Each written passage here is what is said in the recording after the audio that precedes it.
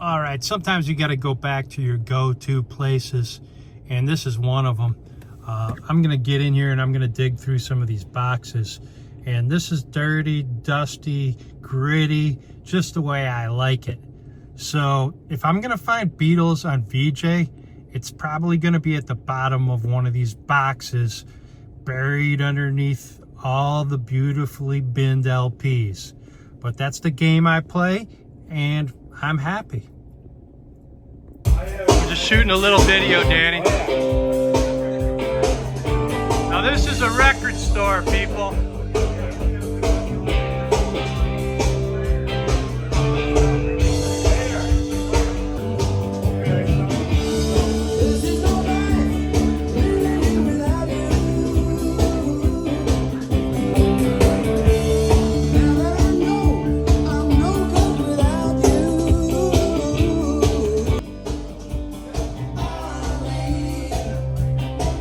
All right, just to make it clear, this is what I'm looking for. VJ Records out of Gary, Indiana. This one in particular. Beatles 498. Let's start off in the old upstanding rack full of 45s. Most of them are picture sleeved. Some of them are modern punk. Some of them are 80s. But I'm looking for these stacks of unsleeved, because this is where you're going to find your older gems. Skip past the barcodes, skip past the modern shiny color. It's the dusty, scratchy, dirty ones where you're going to find your gems. And if I'm looking for VJ, it's going to be buried in one of these stacks of unsleeved vinyl records, otherwise known as 45s. Here's one right here. This is the older VJ label, very collectible. They probably looked like this when the company was still out of Gary, Indiana, before they moved to Record Row. Here's an old Sun label. Now, don't be distracted by the Sun label. Some of them are newer. So, always look for old Elvis on Sun, but don't go down too many rabbit holes. Remember, you gotta move, and you gotta move quick if you're gonna get through thousands of records and get VJ gems like this right here. It's scratched up, it's in pretty rough shape, but it's a great example and a great placeholder till I get one in better condition. Here we go, another stack. Apple, always look at those. If it's Beatles, pick it up. If it's Mary Hopkins, not so much. A lot of these modern 80s ones are worth a quick second. Verve is a great label. Look for Stan Getz. Look for Girl from Ipanema. Look for any old Cannonball Adderley or other great Ramsey Lewis Trio jazz artists. This is an old label. Here's the old Capitol variation on the swirl. So these, here you go, a more modern VJ. This is something that you want to have your eyeballs in tune with. Setting that aside, Rolling Stones on London. Be aware of what your labels look like so you can recognize them within a half second. So anytime you get a Stones, a Beatles, or a VJ, look at it closely, because you could have gold in your hands, especially if it's a rare release. There's a difference in how I collect now and how I collected 3 years ago when I just got into it.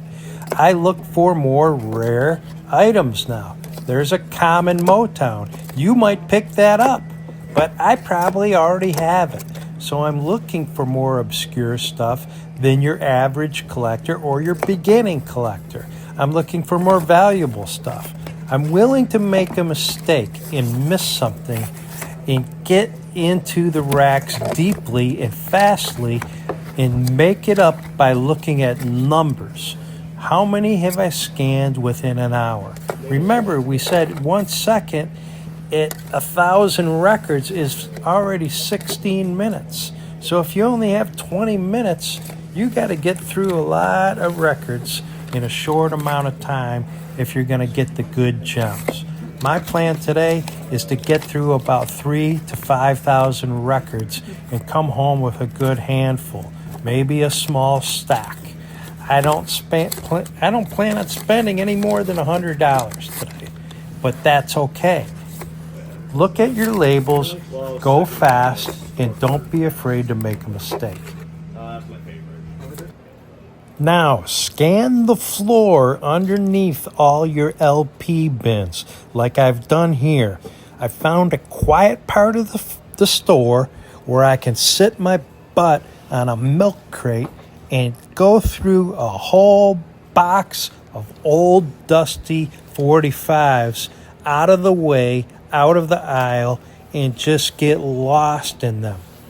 Think about it. You don't want to be blocking the aisle or causing a nuisance and blocking people from buying LPs, or the shop owner is going to get mad with you and he's not going to give you a good deal and he's not going to point you in the right direction. So be respectful of his customers and his traffic flow while you plant your butt looking through 45s. That being said, get comfortable, and in my case, I use readers. Now, there's a different set of readers when you're looking at something 1 foot away versus 4 foot away. So a stand-up record bin, you're usually 3 to 4 feet away. But there you go, there's a Beatles right there on Capitol. So you got to be able to get up close with your readers and get into the details.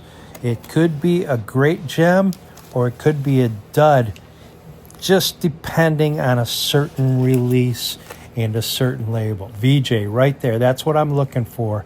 That's my sweet spot. That makes Detroit Bob happy. Old school VJ, even happier. So I'm hitting some good ones. Beat up, yeah, but look at all these VJ records that nobody cares about. These are all $5 to $10 records, and depending on condition, they could be even more valuable, that is.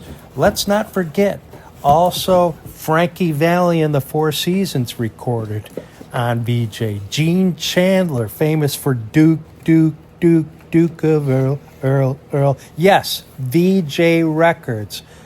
Betty Everett, the Shoop Shoop song. VJ Records. You're No Good. Betty Everett, covered by Linda Ronstadt. Once again, VJ Records. John Lee Hooker, VJ Records. A lot of old Jimmy Rogers and blues on VJ Records, and even the Pips before they were Gladys Knight on the Pips. So you're going to find old VJ, but if you're not comfortable, start with Motown. Gosh, is Motown a great label to collect. And you can get into all the different labels of Motown, Tamla, Gordy, Soul, and basically collect a whole genre, a great genre called Soul, all within the Motown label. The more you know about your labels and your regional labels, which Motown was an international company, but it is regional to Detroit. So all you Michiganders out there, that might be a great place to start. All right, I'm moving fast. You know why? My adrenaline's going. Once you find a few in your sweet spot, boy, does that blood start pumping, and you start really locking in. And the more you find, the faster you go, and it seems like good luck comes in spurts. So if you get into a sweet spot in one of these boxes of the era or genre that you're looking for, you just don't want to stop. So plan accordingly. Don't be rushed. If you have a huge box you got to go through and you start hitting gold about 1/3 of the way through, you want to be able to finish that box and not leave gold behind. So plan accordingly time-wise. Don't try to do a 3-hour record search in 20 minutes. It just doesn't work. Back to the genres, I'm also locking in on bands. I can't say it enough, but it seems like Beatles, Beach Boys, Rolling Stones are just super hot on 45 circles. Your bands like Beatles, Stones, Beach Boys are always going to carry a premium, and there's rarities within those bands that you really, really want to keep your eyes peeled for. Now, as far as it goes with the 80s, well, Prince is hot, Bowie is hot, Queen is hot. I, in this sitting, found a Rush.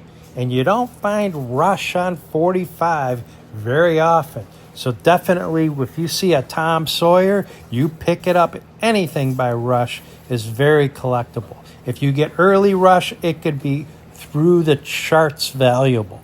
So make sure you keep your eyes peeled for these bands in addition to the labels. All right, we talked about labels. We talk about artists. So let's talk about genres. You may have grown up a rock and roll fanatic, but soul, jazz, blues, and even 90s is going to sometimes be a lot more valuable than your average AC/DC and your average, I don't know, even Kiss. So these records were made in smaller batches, maybe runs of 10,000 instead of 100,000 or 500,000 or even a million. So especially like blues and Southside Chicago blues, a lot of these were not pumped out like they were the big rock and roll records of Chuck Berry and the Rolling Stones and the Beatles and the Beach Boys. So even if you're a big rock and roll fan, it's worth it to educate yourself and school yourself and take a chance on a rare soul recording that you might not be familiar with. And guess what? You're going to stretch your repertoire a little bit and learn a lot about American music once you start getting into the smaller label stuff.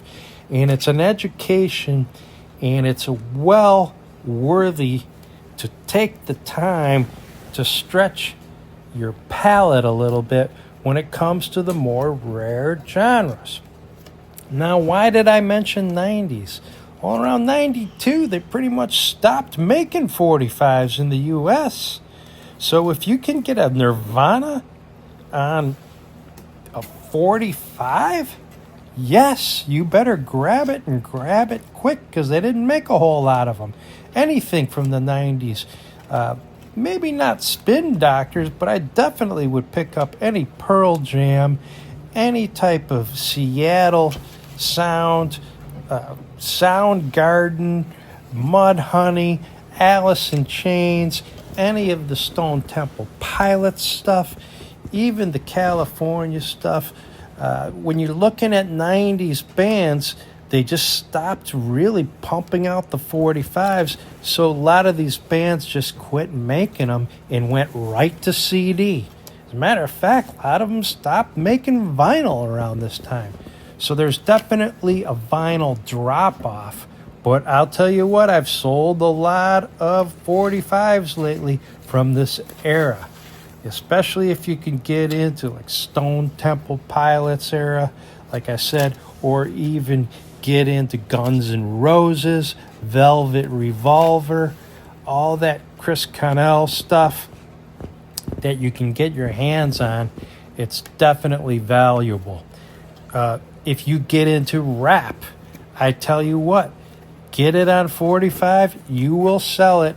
Anything Snoop or Dr. Dre, I would jump at in a heartbeat because you just don't see it that often, and they just didn't pump out the 45s. Remember, the 12-inch single was the king of the 80s and the 90s, and it's funny, that has sort of fallen out of favor lately. So 45s from the 90s are now starting to be very, very collectible because there's just not a lot of them out there. Remember the Tom Petty, Mary Jane's Last Dance? Oh, here's another VJ. That's what I'm looking for right there. That's a good number, too. I'm getting closer to Beatles 498. So you will give yourself an education in American music and music internationally by studying these 45s, entering them into DiscGags as you buy them, and looking for all the different variations between label, between artist, between genre. All right, I'm about ready to take it in for a landing here. I needed to do some two-handed collecting today, so I just set the camera down and rolled with it. I'm going to do a nice review at the end to show you my stack of stuff, and you'll definitely get an idea why I was so excited on this little trip to Region Records. I'm definitely going to go back here. I definitely want to get through a couple more boxes, and I definitely want to take the time and make sure I have the time before I walk in the door. Don't forget about the one last thing is the one-hit wonders. So, you have, for example, like Vanity Fair, Hitching a Ride. It's a common, but it's a great thing to have in your collection.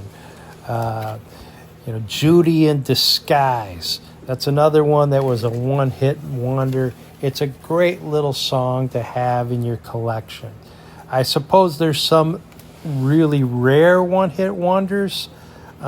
Green Tambourine is one of my favorites. I think that's by the 13th Floor. No, the Lemon Pipers. Don't forget to have I Had Too Much to Dream last night by the Electric Prunes. Lies by the Rickenbackers or Knickenbockers. Sounds like a Beatles song, but you gotta have it. I don't think I have it, but I'm looking for it. There's some great one-hit wonders. Look at this one right here. Mickey. Tony Basil, Mickey, in a great picture sleeve. You know I'm buying that. I don't care if it's got a lot of value, because you know what? And this is one of my 5 C's. I have a connection to it. I actually have some of this guy's records in my collection already from the Cash for Clutter. All right, records and wine box for my cassettes. Let's hit it. Yeah, when you look at the stack of records that I got, there's VJ starting off. They're a little beat up, but that's the old label. 321, that's an early number. That may well be when they were still in Gary, Indiana, but look at the details on that. You've got the record, the label, the number, the actual vocal and the time, the name of the actual writer, the artist, Wade Flemons, and the name of the song, Walking by the River. And then here's the 375. If you look down here, that is the classic numbering system and label that you're looking for the Beatles on 498, which is misspelt, by the way, with 2 T's. So you want to look at these little details. That little circular VJ up top there, where you see that, is the classic round one that you would see. D. Clark, I Want to Love You, 383, you're getting a little closer. Look at this one's in pretty good shape. This is very common also. Someone would actually have the sticker with their address on there in case they wanted to get their record back. Or in this case, you just scribble it on there. So that's Gene Chandler now, Duke of Earl. And you're back to the 416. So boy, are you getting close to the 498. And remember when Beatles came out on VJ 498, it was a flop. Nobody thought these European kids were going to do well. But this other great 4 guys from New Jersey were doing real good, the 4 Seasons. And this is 456. Look at how close. Bob Crew, their famous manager, producer. And then this one also had a label on it belonging to somebody. and all the typical stuff. Sherry, huge hit, number 456. So definitely Frank Ifield. I think he was British, so they were like, yeah, let's try across the pond. So if the Four Seasons can do it, maybe these British kids can too. This is in great shape. You can just see the nice shine on the actual record. Continuing on, boy, we jump up to 539 now. I wish we had a 498 because I would be very, very happy. That's my holy grail. This is torn up. There was a sticker on it, and then someone tore the sticker off. And you know what? It's a placeholder. It's not the greatest, but Betty Everett, everybody remembers her, right? You're no good, you're no good, you're no good. Baby, you're no good. Linda Ronstadt later made it famous. Here's another address. So I love the personalization. Who is this person? Are they still around? I have no idea. But this is the most probably popular one, the Shoop Shoop song. Also, It's in His Kiss by Betty Everett. 585 is the number on that one. And we just picked up a whole slot of VJ. Of course, I have my eyes peeled. Now, as we get up into 676, Betty Everett is teaming up with Jerry Butler, and the bracket label appears. And this is the later version of that. So if you see the bracket, you know you've missed that sweet spot. There are later versions of the Beatles' earlier releases, and Please Please Me also, which has the bracket. But if you really want the rare one, you got to get the misspelt one with the oval. Boy, this was nice. You see the London records, they had sort of a swirl pattern, probably an answer to Capital Swirl. When you see these old stones in this condition, I always pick them up. So I think I got all these for 20 for, and someone put a numbering system sticker. Look at the twofer on that, Ruby Tuesday with Rolling Stones, Let's Spend the Night Together. Andrew Loog Oldham is their big master producer back then, and he was a hit maker for them. People Are Strange by the Doors, and that is a cutout. So that hole is deliberately drilled in there. And it was sold at a discount. So they did that so that they wouldn't resell it at full price. People Are Strange. What's the B-side on this one? Unhappy Girl. So a lot of you probably don't know that song. I've heard it, but I can't sing it off the top of my head. Elektra. That's a real cool label because we know the MC5 and Iggy and the Stooges were on that label. And like I said, you're skimming along and you're seeing all these old records, but all of a sudden here's Rush, Spirit of Radio. Look at that. How cool is that to find that? It's in great shape. I picked that up. And the B-side on that, Circumstances, which is a great song. So we know Rush, we know all about them. They're hard to find. Once again, the Rolling Stones. What's funny, with this sticker and label, I actually have other records in my collections by CJ. So time is on my side. We all know this because if you had Hot Rocks and that was your big intro to album Rolling Stones, then you know for sure you know the song. And CK probably owned it before CJ. Who knows? What's the B-side on that one? Congratulations. I've heard it. I think it's on more Hot Rocks. I'm not sure. Van Morrison, always pick him up. If you can find Into the Mystic backed with Domino, that's a $100 record. And I sold that for $127 about a month ago. Blue Money, but this one is Sweet Thing. Both good songs. I would pick up Van anytime you see him. He's a great artist. Verve. This is one where you just pick up because Verve is cool. It's jazzy. Kenny Burrell, great jazz blue guitarist, and you pick that up. So that's the way that is. Stickers. That was another common one too. So the bookstore, remember I stopped next door, and sure enough, I picked up a VJ there. Number 512. That's only 14 away from the actual rare Beatles that I'm looking for. So you're getting closer. But here's that famous VJ label, and it's got a rainbow pattern. So you'll hear people talk, oh, does it have the rainbow? Because it's the colors of the rainbow there. So you want to look for that.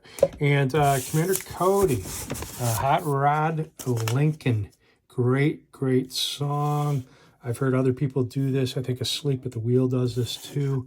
And My Home in My Hand.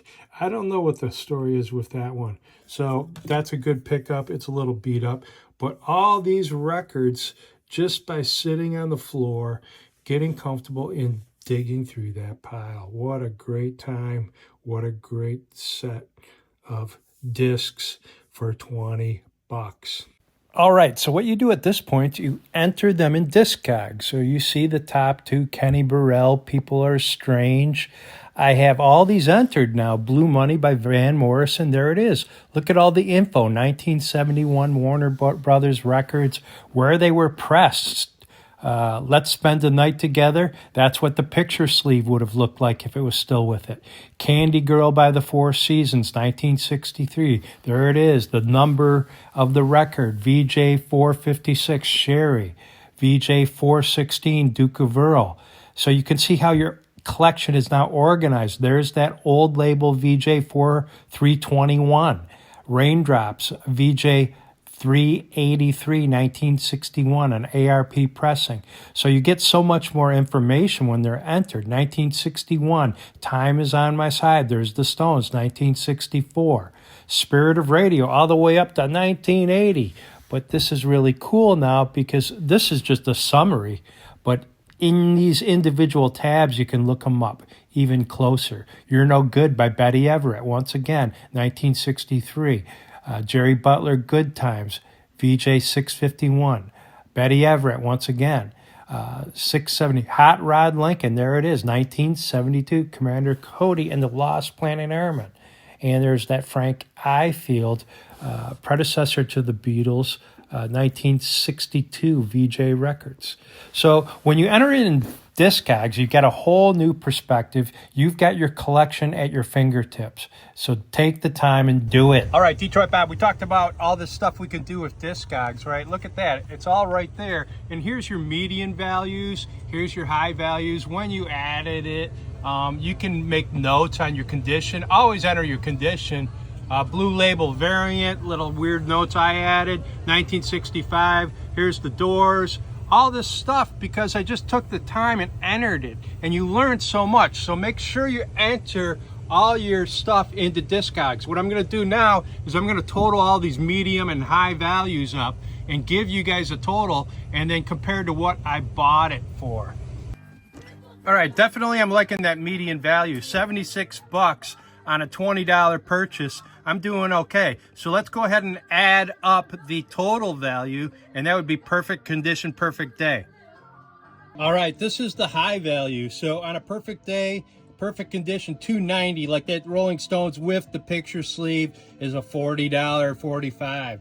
So we did pretty good. We spent 20 bucks. And the median value was pretty up there, and so is the high value. So I always like to check this. You can get this information directly off DiscGags. Make sure you enter your stuff in DiscGags. All right, done preaching. We'll see you next week for more records. 45s are my specialty, my niche, my niche, however you want to say it. Detroit Bob's going to dig out the gems, and we'll got the gem of the week coming up.